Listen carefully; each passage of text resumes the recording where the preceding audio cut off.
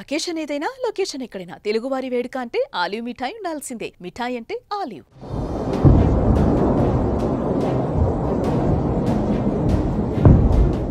Operation Sindoor తర్వాత Jammu airport టార్గెట్గా పాకిస్తాన్ దాడులకు పాల్పడుతోంది.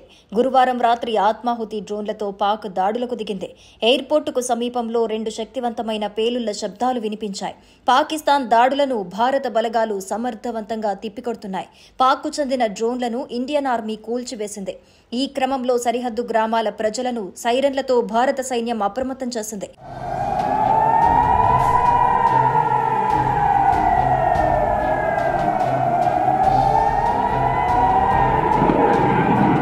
ప్రజలంతా తమ నివాసాల్లోనే ఉండాలని భారత సైన్యం హెచ్చరించింది. జమ్మూలోని కిష్టావర్లో విద్యుత్ సరఫరా నిలిపివేశారు. బ్లాక్అవుట్ పాటిస్తున్నారు. పాకిస్తాన్ మరోసారి భారత్పై దాడికి తెగబడింది. జమ్మూ ఎయిర్పోర్టుపై రాకెట్ దాడి చేసినట్లు సమాచారం.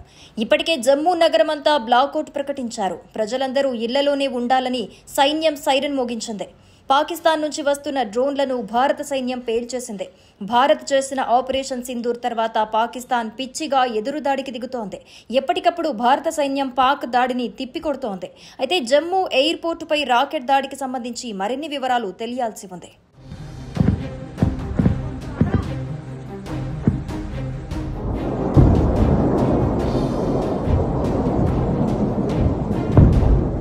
పాకిస్తాన్ ఉగ్రమూకలు మరొకసారి భారత్ పైన విరుచుకుపడే ప్రయత్నం చేశారు. అయితే పాకిస్తాన్ ఉగ్రమూకల యొక్క కుతంత్రాలను భారత్ ఎప్పటికప్పుడు తిప్పికొడుతుంది.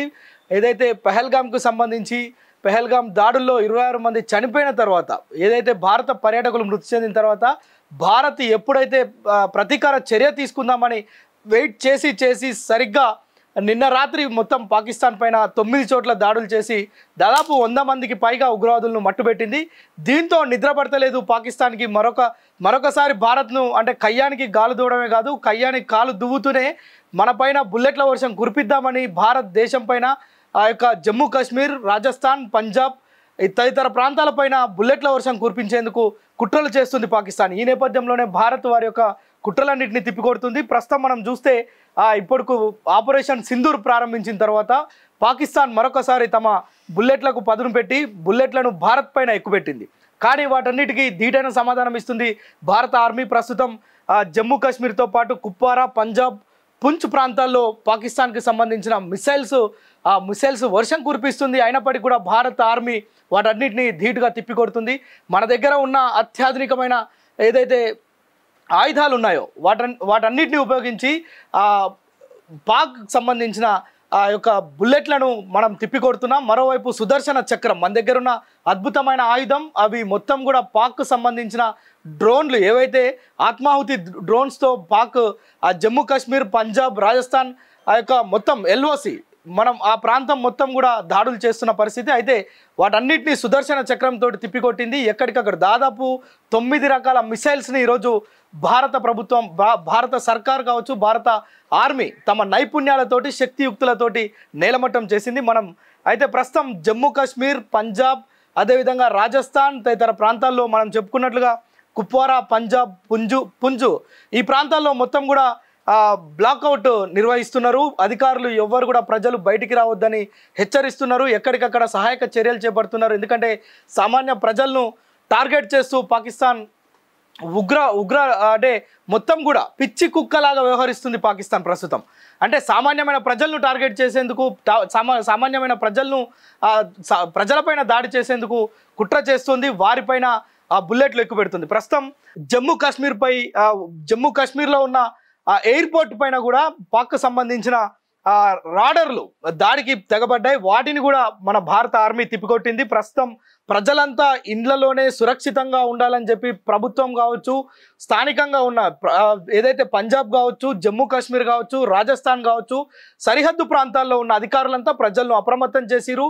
మొత్తం కూడా బ్లాక్అవుట్తో అంటే అక్కడ మొత్తం జమ్మూ కాశ్మీర్ కావచ్చు, ఈ ప్రాంతాలన్నింటిలో అక్కడ కరెంటు నిలిపివేసిరు. ఎందుకంటే మనం నిన్న మొన్న చూసుకున్నాం, ఇక్కడ ఏదైతే డిఫెన్స్ సంబంధించి మనకి ఇక్కడ మాక్ డ్రిల్స్ నిర్వహించారో అప్పుడు చెప్పారు ప్రజలందరికీ కూడా ఎక్కడైతే లైట్స్ ఉంటాయో అక్కడ దాడులు చేసే అవకాశం ఉంటుంది. శత్రువులకు మన యొక్క టార్గెట్ అంటే మనం ఆ టార్గెట్ను చూపించకుండా లైట్స్ ఆఫ్ చేయాలని చెప్పి చెప్పడం. ఇప్పుడు ప్రస్తుతం ఆ సిచ్యువేషన్ మనం జమ్మూ కాశ్మీర్లో, అదేవిధంగా పంజాబ్లో, రాజస్థాన్లో సరిహద్దు ప్రాంతాలు, ఎల్ఓసి ప్రాంతం మొత్తం కూడా చూస్తున్నాం. మొత్తం కూడా కరెంట్ ఆఫ్ చేసిరు. ఇక్కడ మన భారత్కి సంబంధించిన మిసైల్స్ కూడా పాకిస్తాన్ పైన దాడులు చేపస్తున్న పరిస్థితి ప్రస్తుతం చూస్తున్నాం. పఠాన్కోట్ ఎయిర్ బేస్ వద్ద కూడా భారీగా బాంబు శబ్దాలు వినిపించినట్లుగా స్థానికులు చెప్తున్నారు. వాటిని కూడా తిప్పికొట్టేందుకు సర్కార్, అదేవిధంగా భారత ఆర్మీ, నేవీ, డిఫెన్స్ మొత్తం కూడా కలిసికట్టుగా యొక్క డ్రైవ్లో పాల్గొంటున్నారు. ఈ ఆపరేషన్ సక్సెస్ చేసేందుకు విస్తృతంగా పనిచేస్తున్నారు. మరోవైపు సూసైడ్ డ్రోన్లను భారత్ పైన ఎక్కువ పెడుతుంది పాకిస్తాన్. వాటన్నిటిని ఎప్పటికప్పుడు భారత్ తిప్పికొడుతుంది.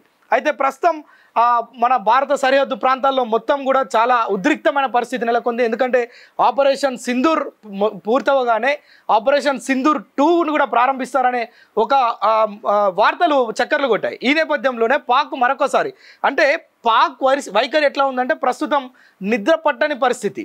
ఇప్పుడు నిద్ర పట్టని పరిస్థితి అంటే భారత్ చేసిన ఈ చర్యకు ప్రతిచర్య తీసుకోవాలని చెప్పి పాక్ వెంపర్లాడుతుంది. ఆ వెంపర్లాడటంతో ఎవరు నష్టపోతున్నారంటే కేవలం పాక్ మాత్రమే నష్టపోతుంది. ఎందుకంటే మన దగ్గర ఉన్న అత్యాధునికమైన ఆయుధాలు, సుదర్శన చక్రం కావచ్చు, మన దగ్గర ఉన్న మిసైల్స్ కావచ్చు, మన దగ్గర ఉన్న అణ్వాయుధ సంపత్తి కావచ్చు, ఇవన్నీ పాక్ ఎదుర్కోలేదు. కేవలం తమ ఈగో హట్ కాకుండా కేవలం మనం ఏదో చర్యకు ప్రతిచర్య చేశామని చూపించుకునేందుకే పాక్ యొక్క ముష్కర దాడికి పాల్పడుతుంది.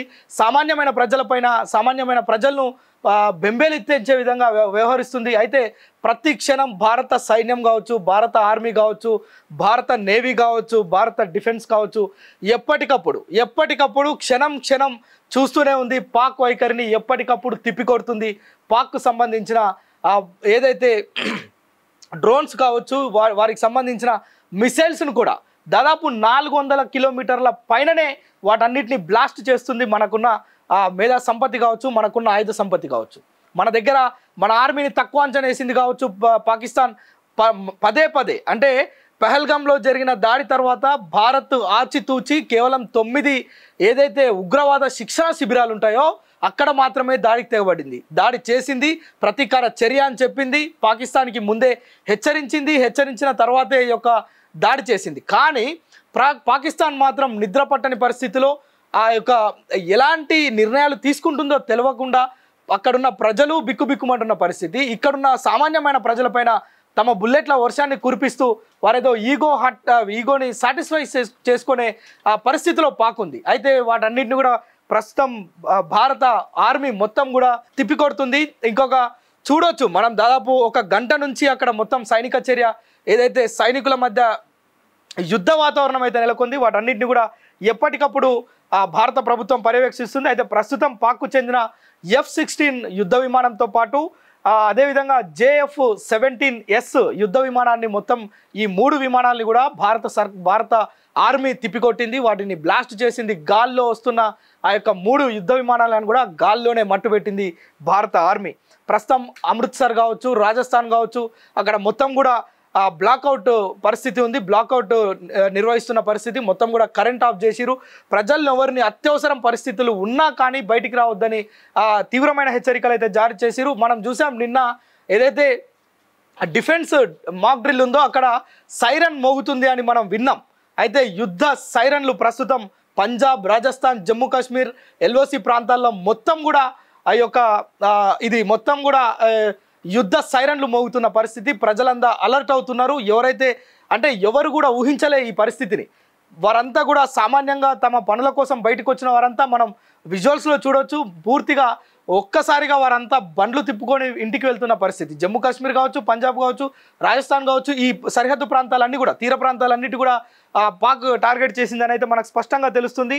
భారత్ ఆర్మీ కావచ్చు, నేవీ కావచ్చు, త్రివిధ దళాలు ఏవైతే ఉన్నాయో పాక్ చేస్తున్న ముష్కర చర్యను ఎప్పటికప్పుడు తిప్పికొడుతున్నారు. భారత ప్రజలు కూడా చాలా సంసిద్ధంగా ఉన్నారు. నిన్న మొన్న మనం చూసినాం. మొత్తం కూడా ఈ యొక్క ఆపరేషన్ సింధూర్ ప్రారంభమయ్యడం నుంచి ప్రజలందరూ స్వచ్ఛందంగా మాట్లాడుతున్న పరిస్థితి యుద్ధం గురించి. ఈ దెబ్బతోటి పాక్ మొత్తం ప్రపంచ పటంలో పాక్ లేకుండా చేయాలని చెప్పి ప్రజలు కోరుతున్న పరిస్థితి. సరిగ్గా ఇదే పరిస్థితి ఈరోజు భారత్లో కొనసాగుతుందని చెప్పొచ్చు. మరికొన్ని గంటల్లో పాక్ పరిస్థితి ఎలా ఉంటుందో మనం ఎప్పటికప్పుడు అప్డేట్ చేసే ప్రయత్నం చేస్తుంటాం. అయితే పాక్కు సంబంధించిన 10 డ్రోన్లను ఇక్కడ కూల్చినట్టుగా తెలుస్తుంది. మరోవైపు S-14 సిస్టమ్ తోటి చెప్పిన ఆల్రెడీ సుదర్శన చక్రం ఏదైతే మన దగ్గర ఉందో S-400 అంటారు. దాంతోనే ఏవైతే పాక్కు సంబంధించిన మిసైల్స్ కావచ్చు వీటన్నిటిని కూడా మట్టు పెడుతున్న పరిస్థితి మనం ప్రస్తుతం.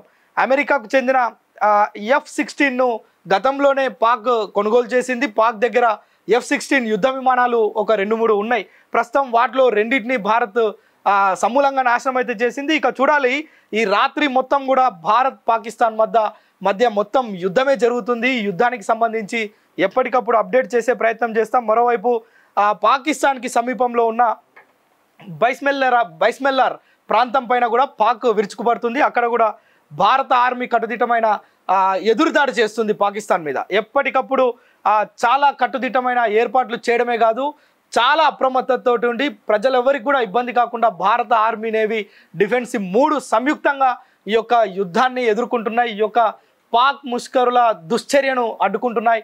వారి యొక్క దుర్మార్గమైన చర్యను తిప్పికొడుతున్న పరిస్థితి. దీని వశపట్టని పాకిస్తాన్ ఏ విధంగానైనా భారత్ని అల్లకల్లోలం చేయాలనే ఒక దుర్బుద్ధితోటి ఇవన్నీ చేస్తుందే తప్ప భారత్కు ఎలాంటి నష్టం జరగదనేది మాత్రం సుస్పష్టంగా అర్థమవుతుంది. సుమన్ టీవీలో మీ పర్సనల్ అండ్ బిజినెస్ ప్రమోషన్స్ కోసం కింది నెంబర్కి కాంటాక్ట్ చేయండి.